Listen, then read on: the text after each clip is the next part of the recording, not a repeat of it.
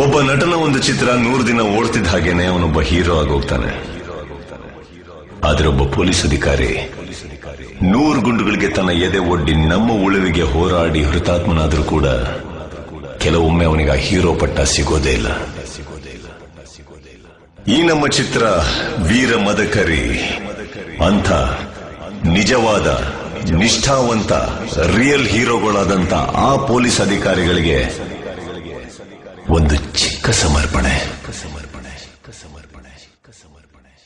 ಕಿಚ್ಚ ನನಗಲ್ರೋ ಸಾವ್ಗೆ ನನ್ನ ಒಂಟಿಯಾಗಿ ಬರೋದಕ್ಕೆ ಹೇಳೋ ದಮ್ಮಿಲ್ದೆ 6 ತಿಂಗಳು ಹುಚ್ಚ ನಾಯಿ ತರ ನನ್ನ ಹಿಂದೆ ಅಲಿತಾ ಇದ್ದೀರಾ. ನನ್ನನ್ನು ಕರ್ಕೊಂಡು ಹೋಗ್ಬೇಕು ಅಂದ್ರೆ ನನ್ನೊಟ್ಟಿಗೆ ಸಾಯೋ ನಿಮ್ಮಂತ ಇನ್ನು 100 ಜನ ಬರಬೇಕು. ಪೌರುಷದಿಂದ ತಿರುವೋ ಈ ನನ್ನ ಮೀಸೆ ಮೇಲಾಣೆ, ಪ್ರಾಣವಾಗಿ ನೋಡ್ಕೊಳ್ಳೋ ನನ್ನ ಮಗು ಮೇಲಾಣೆ, ನಿಮ್ಮಲ್ಲಿ ಒಬ್ಬ ಉಳ್ಕೊಂಡ್ರು ನಿಮ್ಗಿಂತ 1 ಕ್ಷಣ ಮುಂಚೆ ನಾನು ಸತ್ರು ನನ್ನ ಮೀಸೆ ಗೀಚಿ ನನ್ನ ಶವನ ಹುಳ ಕೇಳ್ತೀನಿ.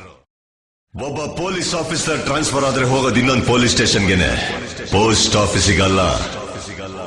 ಮದಕರೇ ಯಾರೋ ಕಾಂಜಿ ಪೀಂಜಿ ಅಲ್ಲ.